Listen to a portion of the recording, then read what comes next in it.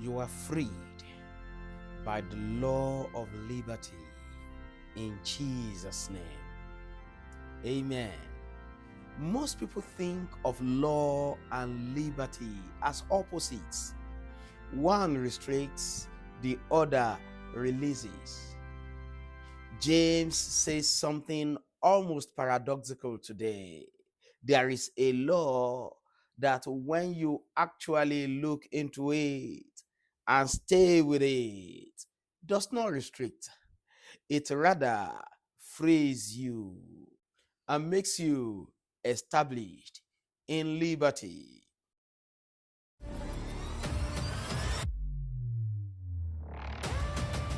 Good morning and welcome to Daily Flow. I am Henry Adesiji, your friend and companion on this platform. Yesterday, creation was groaning for the liberty being revealed in you, through you, and with you to the rest of the world. Today, we journey with the Apostle James, who shows how that liberty becomes practical, not through avoiding God's law, but by continuing and being established in it. Please subscribe, like, and share this with your loved ones. Our scripture for meditation today is taken from James chapter 1, verse 25, which says, "But he who looks into the perfect law of liberty and continues in it, and is not a forgetful hearer, but a doer of the work, this one will be blessed in what he does." One very important word from our verse for today is the Greek verb parakupto, which means to stoop down and peer intently, or to bend forward and look carefully into something. Now, this is not a passing glance. It is the posture of someone examining something closely, the way you would lean in to study a document or peer into a deep well. And the second word I like you to look at is the word that is translated into continues. It means to remain beside something, to stay with something, to abide in a place. James describes someone who bends down to look and then stays there long enough for the truth to do its work.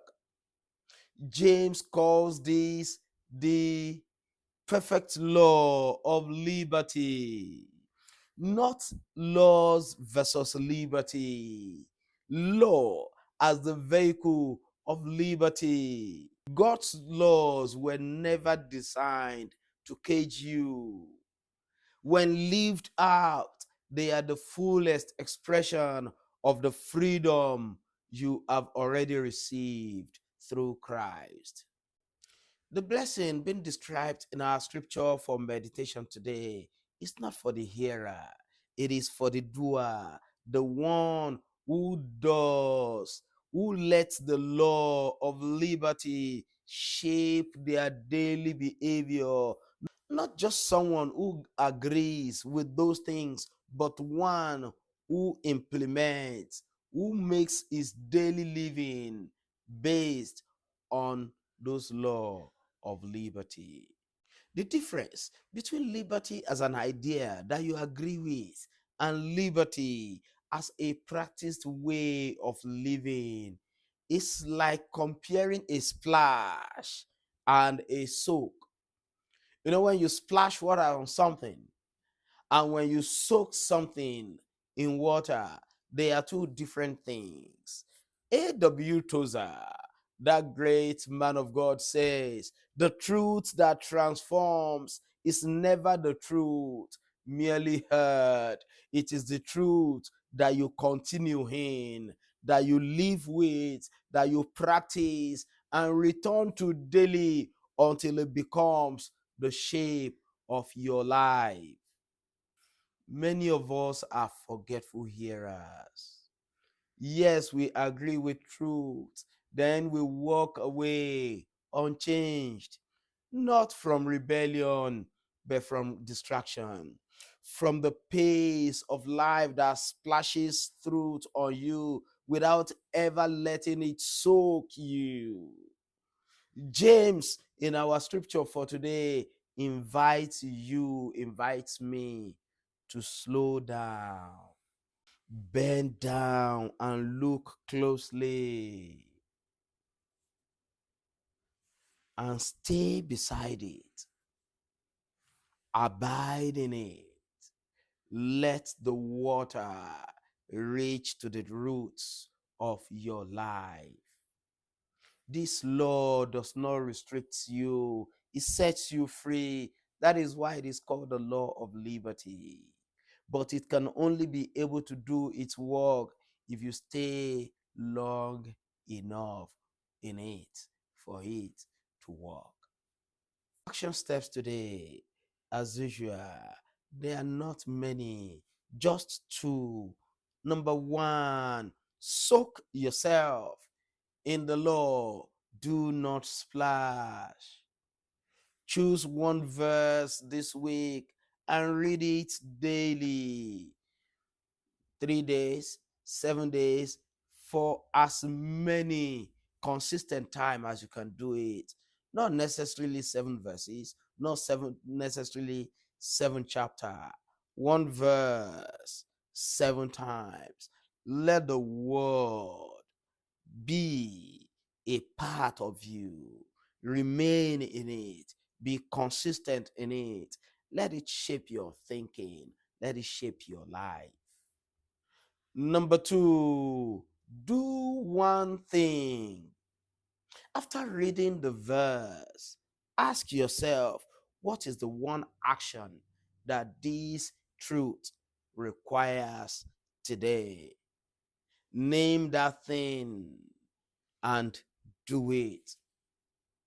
The Bible says the blessing is for the doer, not just for the hearer, not just for those who agree with it.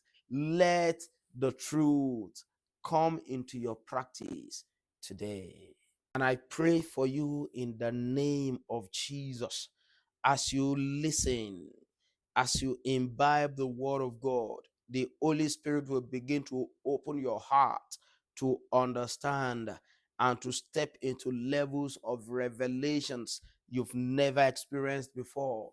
In the name of Jesus, the word of God is soaking you, and as it is soaking you, it is doing its work of purification, work of sanctification, work of healing, work of deliverance, work of transformation in every area of your life. In the name of Jesus, I pray for you in whatever area you have been a forgetful hearer. Receive the ability to abide in the word of God today. In the name of Jesus. Thank you, Father. In Jesus' name, amen.